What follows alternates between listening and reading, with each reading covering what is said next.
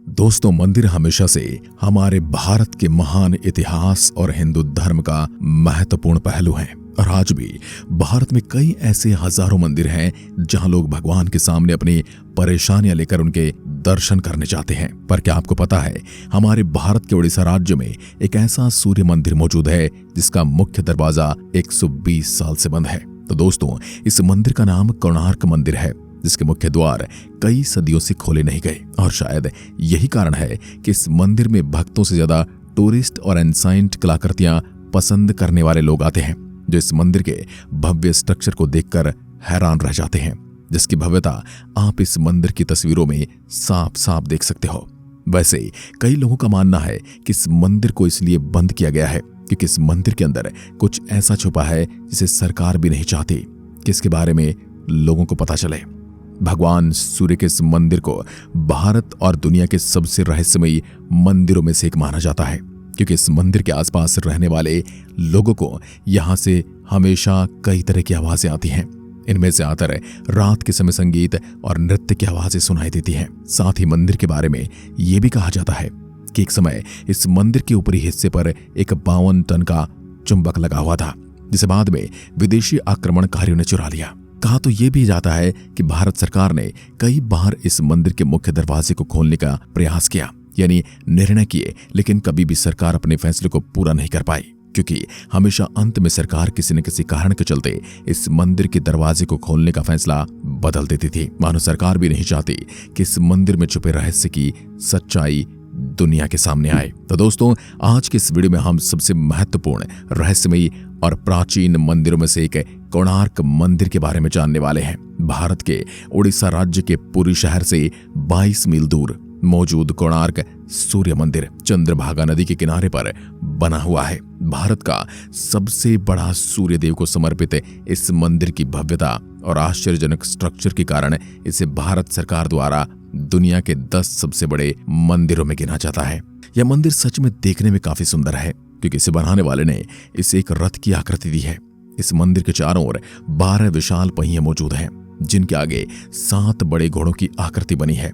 इसके अलावा कई लोगों का यह भी मानना है कि सूर्य भगवान के इस मंदिर में बने हैं सभी पहिए पृथ्वी के सूर्य के चारों ओर चक्कर लगाने वाले 12 महीनों के समय अंतराल को दर्शाते हैं। कोणार्क मंदिर का इतिहास। वैसे तो इस मंदिर को क्यों बनवाया गया ये आज भी रहस्य है, पर कुछ धार्मिक ग्रंथों में इससे जुड़ी एक कथा देखने को मिलती है, जिसमें कहा गया है कि इस मंदिर का निर्माण भगवान श्री कृष्ण के पुत्र सांब ने करवाया था, जिसे एक बार अभद्र व्यवहार के कारण नारद मुनि ने शाप दिया था, जिससे सांब को कोढ़ रोग हो गया था। जिसके उपाय के लिए जब सांब ऋषि कटक से उपाय मांगने गए तो ऋषि ने कहा कि तुम्हें इस श्राप से केवल भगवान सूर्य ही बचा सकते हैं। जिसके बाद सांब ने चंद्रभागा नदी के किनारे पर पूरे 12 साल तक भगवान सूर्य की तपस्या की, जिससे भगवान सूर्य ने प्रसन्न होकर सांब को उसके श्राप से मुक्ति दे दी। जिसके बाद सांब ने भगवान सूर्य को प्रसन्न करने के लिए एक भव्य सूर्य मंदिर का निर्माण किया। इसी मंदिर को कोणार्क सूर्य मंदिर कहा जाता है। इस मंदिर को वहीं बनाया गया जहां पर सांब ने 12 वर्षों तक तपस्या की थी। कहा जाता है कि इस मंदिर के मुख्य सूर्यदेव की मूर्ति को स्वयं लंका का निर्माण करने वाले भगवान विश्वकर्मा ने बनाया था।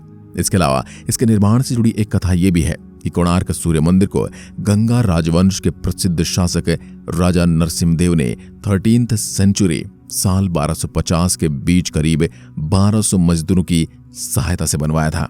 कोणार्क मंदिर के बारे में यह भी मान्यता है कि यहाँ शाम के समय हमें पायल की आवाज सुनने को मिलती है, क्योंकि आज भी इस मंदिर में नृत्यकाएं आती हैं जो कभी यहाँ मौजूद राजा के दरबार में नृत्य किया करती थी। कहा जाता है कि साल 1903 में अचानक ब्रिटिश सरकार द्वारा भगवान सूर्य के इस कोणार्क सूर्य मंदिर को पूरी तरह से रेत से भरकर बंद कर दिया गया और मंदिर का मुख्य दरवाजा तब से लेकर आज तक बंद है। इस पूरी घटना को आज 120 साल बीत गए हैं, लेकिन फिर भी भारत सरकार ने इस मंदिर के मुख्य दरवाजे को दोबारा खोलने की कोशिश नहीं की। इस मंदिर को 2 अलग अलग भागों में बनवाया गया था, जिसके आगे वाले भाग का ज्यादातर हिस्सा आज नष्ट हो चुका है। पर कहा जाता है कि पुराने समय में मंदिर का एक हिस्से पर कांच या फिर मेटालिक परत मौजूद थी, जिसके कारण सूर्य की सबसे पहली किरण मंदिर के अगले भाग से टकराकर मुख्य मंदिर और उसमें रखे सूर्य भगवान की मूर्ति पर पहुंचती थी, जिससे मंदिर की सुंदरता कई गुना बढ़ जाती थी।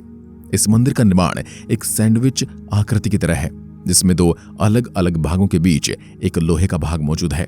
जिस पर लगे पिलर मंदिर के ऊपरी भाग को संतुलन प्रदान करते हैं। मान्यता तो ये भी है कि आज से कोई 100 साल पहले इस मंदिर के ऊपरी भाग पर एक 52 फीट टन का चुंबक भी मौजूद था, जो पूरे मंदिर को संतुलित और सुरक्षित रखता था। और चुंबक के कारण ही मंदिर में रखी मुख्य सूर्य देव की लोहे की मूर्ति हवा में उड़ती थी। वैसे आज तो हम जानते हैं कि इसके पीछे विज्ञान छिपा है, लेकिन पुराने समय में यह कारीगर सच में लोगों को आश्चर्यचकित करने वाली थी। पर दुख की बात यह है, आज हमें इस कारीगरी का सबूत देखने को नहीं मिलता, क्योंकि कहा जाता है कि पुराने समय में भारत पर समुद्र के जरिए आक्रमण करने वाले आक्रमणकारियों ने इस मंदिर के चुंबक को उतार दिया और अपने साथ ले गए, क्योंकि जब भी वह भारत के उड़ीसा तट से होकर गुजरते थे तब इस चुंबक के कारण उनके जहाज में लगे कंपास काम करना बंद कर देते थे और उनके जहाज दुर्घटनाग्रस्त हो जाया करते थे। कहा जाता है कि जैसे ही यह चुंबक मंदिर से हटाया गया तब इसे मंदिर धीरे धीरे टूटने लगा, क्योंकि यह चुंबक इस मंदिर के स्ट्रक्चर का अहम भाग थी। लेकिन फिर भी भक्तों ने इस मंदिर को लगातार बचाकर रखने की कोशिश की। इसके अलावा जब 16वीं शताब्दी में की शुरुआत में भारत के अंदर मुस्लिम शासकों की ताकत बढ़ती जा रही थी, तब भारत में इस मंदिर को भी तोड़ने की कोशिश की गई। लेकिन यहाँ पर मौजूद भक्तों ने किसी तरह इस मंदिर को बचाकर रखा और इसके मुख्य भगवान सूर्यदेव की मूर्ति को मिट्टी में दबा दिया।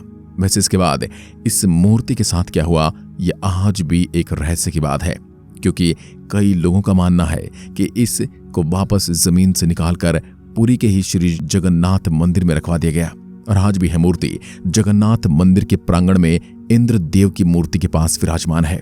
पर ज्यादातर लोग इस बात से आज भी सहमत नहीं है और उनका मानना है कि कोणार्क मंदिर की मुख्य मूर्ति आज भी खोजी जानी बाकी है। वैसे क्योंकि इस मंदिर के मुख्य कपाट हमेशा बंद रहते हैं और इसके अंदर मुख्य सूर्यदेव की मूर्ति भी मौजूद नहीं है, इसलिए यहाँ पर भारत के दूसरे प्राचीन मंदिरों की तरह भक्तों का जमावड़ा आपको देखने को नहीं मिलेगा। यहाँ पर ज्यादातर वही लोग आते हैं जो इस मंदिर स्ट्रक्चर की भव्य सुंदरता और प्राचीन इतिहास की कला को देखना चाहते हैं। कहा जाता है कि मंदिर लंबे समय तक पूजा न होने पर बिना रखरखाव और 16वीं सेंचुरी के दौरान मुस्लिम शासकों के हमलों में काफी ज्यादा क्षतिग्रस्त हो गया था और इसके चारों ओर का प्रांगण भी बड़े बड़े पेड़ों और झाड़ियों से बिगड़ गया था। और एक समय तो ऐसा भी आया जब देखकर लग रहा था कि यह मंदिर ज्यादा समय तक नहीं टिक पाएगा। इसके बाद इस मंदिर के प्राचीन इतिहास को देखते हुए 1901 में ब्रिटिश ऑफिसर जॉन बर्डन ने इस मंदिर के चारों ओर बड़ी बड़ी दीवारों का निर्माण किया और इस मंदिर को पूरी तरह से ढककर उसके अंदर रेत भरवा दी, ताकि दूसरे समुदाय के हमलों और नेचुरल डिजास्टर से इसे बचाया जा सके। कई साल बीत जाने के बाद इस मंदिर को दोबारा से इन दीवारों को तोड़कर रेत से निकाला गया और इसकी मरम्मत का काम शुरू हुआ। आज के समय मंदिर की हालत पहले से तो अच्छी है। इसके अलावा भारत सरकार इस मंदिर को भारतीय धरोहर की तरह संभाल कर रखती है और समय समय पर इसे रिनोवेशन भी करवाती रहती है। पर आज भी एक रहस्य ऐसा है जिससे पर्दा नहीं उठा और वो रहस्य है कि आखिर क्यों भारत सरकार इस मंदिर के मुख्य दरवाजे को नहीं खोलती। वैसे अगर मुझसे इस मंदिर के मुख्य दरवाजे को न खोलने का कारण पूछा जाए तो मुझे तो यही लगता है कि शायद इसके मुख्य दरवाजे को प्राचीन समय में इसलिए बनवाया गया था कि मंदिर का ज्यादातर भाग इसी पर टिका है और क्योंकि आज के समय यह मंदिर कई सौ साल या फिर शायद हजारों साल पुराना हो चुका है। ऐसे में अगर इस मंदिर के दरवाजे को खोला गया तो शायद इस मंदिर को नुकसान पहुंच सकता है और सरकार ऐसा नहीं चाहती। वैसे इसके बारे में आपका क्या सोचना है, कमेंट में लिखकर जरूर बताएं। धन्यवाद। जय हिंद, जय भारत।